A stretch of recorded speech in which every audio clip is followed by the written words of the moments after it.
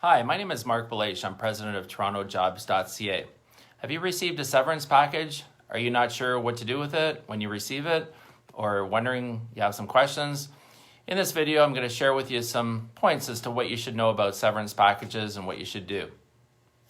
So, first of all, let's define what a severance package is.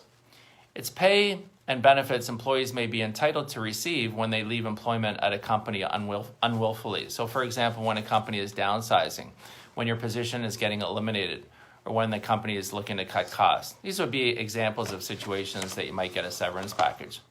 So here are some tips to share with you if you have received one, or you think you might be receiving one. First of all, take your time, take a breath, read things carefully. Read it a few times, not just once. Don't get emotional about it. If you're getting emotional about it, walk away and read it another time. Gather information about your background, your pay, your employment agreement. Look at all that information as you're reading it or in collecting information. Review the package in detail. A severance package should offer some breathing room for you to read it and get back to your organization as well. But the purpose of also a severance package is for you to get some opportunity to get some earnings and possibly other benefits to continue after you've left your employment. Companies will usually list this in your severance package. The purpose of the severance plan, the conditions for paying severance, how the severance pay has been calculated, how the severance is paid, whether it's on a lump sum, bi-weekly, semi-monthly, etc. And some documents that you'll have to return to them.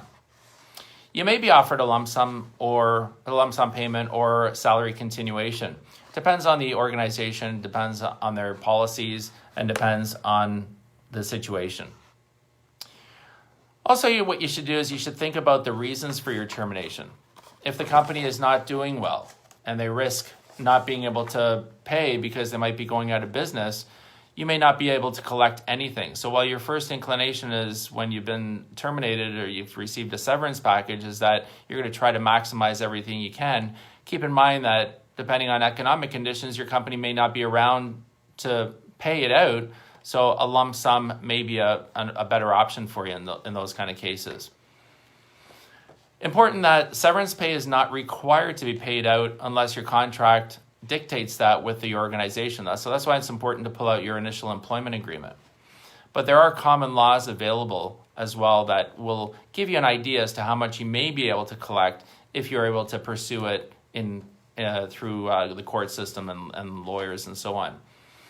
But the only requirement that a company or an organization has to provide to you is notice of employment standards as set out by the Ministry of Ontario, which are the laws set out in Ontario for employment.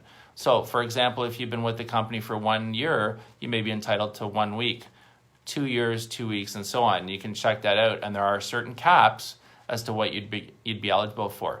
So if you've received a severance package, you may think, oh, I'm going to get a lot more. Well, the minimum standards is what they have to give you. Speak with a lawyer, especially if it's a larger severance package, before you sign anything. If it's pretty much employment standards, you've been there for a few months and they give you a week notice as part of your termination, that's what employment standards will give you, or the minimum requirements. Chances are, you're not going to really want to pursue it further. But if you've been with a company for 30 years, you're an older person, it's going to be harder for you to find a similar job that you were paid, you were at a manager position and above, then those are kind of situations where you might want to pursue it with a lawyer and so on. Yeah, you can negotiate your severance pay, but be especially reasonable in uncertain times. In the end, you never know if an employer is going to offer you something better unless you ask. So make sure that you're reasonable also in your expectations.